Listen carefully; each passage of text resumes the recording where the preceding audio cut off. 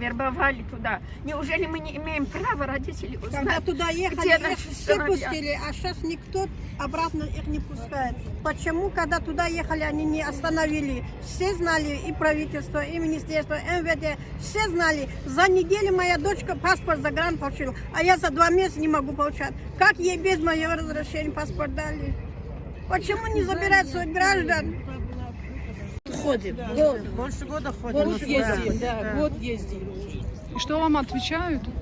Работа идет. Работа ведется. За женщин вообще никто никаких гарантий не дает. Хотя бы вместе говорили, сейчас и эту работу приостановили. Ваши братья и сестры, они.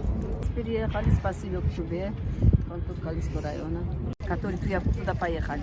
Это мне особо не больно. Вот когда я вижу мой сын на чужих руках, вот это очень сильно больно. Я замечаю, я мать, я чувствую. Они-то это тайно все делали, я заметила, я чувствовала это. А это я распространили везде. Но 1000 раз я МВД была, каждый раз ходила. Каждый телефон МВД сейчас тоже позвонит. Когда ему больно, когда его издевается, я спать не могу. Когда ему хорошо, я утихаю, сплю я маме. Сразу я замечаю. Вот это ход тяжело. Вот это не помогли наши дагестанцы. Как они помогут, когда чужой стороны, когда в своей родине находится вот такой бардак, они не могли мне помогать. Я не знаю, где мой сын. Я приехала вот сюда, Белый дом, то меня не принимает. Ни вот здесь правозащитник тоже я не нашла. Ее на работе нет, меня не принимает. Я хотела бы вопрос задать нашим чиновникам. Ну, вот я тоже приехала из Кизляра. Сейчас моя дочь находится там в лагере в Арколе. Там сейчас ужаснейшая обстановка, положение. Я не знаю сейчас, куда крикнуть.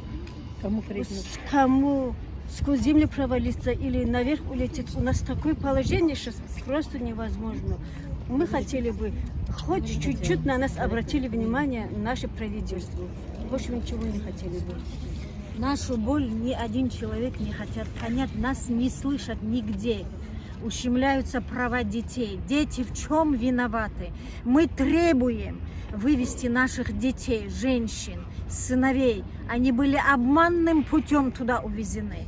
В теплых кабинетах все сидят, и никто не слышит нашу проблему. Поэтому мы пришли сюда требовать. Мы требуем вывести наших детей оттуда. Но нас никто не хочет, ни правительство, ни здесь не принимает. Где же эта гуманная Россия? Где же идет геноцид мусульман? Почему? Мы хотим, чтобы нас услышали. Ни в чем не повинные дети голодают. От холода, от голода, от недоедания умирают дети там.